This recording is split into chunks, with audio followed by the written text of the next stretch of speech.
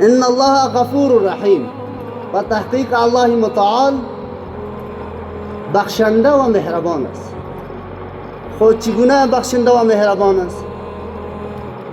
زمانی که من و تو از گناه توبه کنیم، اون وقت چی میشه؟ الله بخشنده و مهربان است.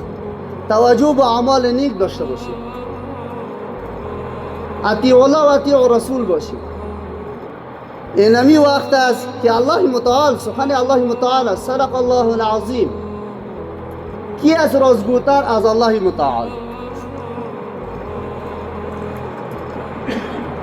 در دیگر آیت الله متعال می فرماید وَاعْلَمُوا أَنَّ اللَّهَ تَوَّابٌ الرحیم، بدانید که به تحقیق الله بخشنده و مهربان و توبه پذیر است.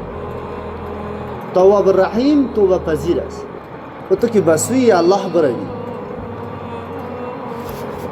اینا تو ببین تأثیر یک انسان زمانی تو میفهمی میشنوشی که چقدر متاثر از مهربانی الله میشود. او وقت باز میفهمی که تو که این تأثیر از الله است یا از مخلوق است.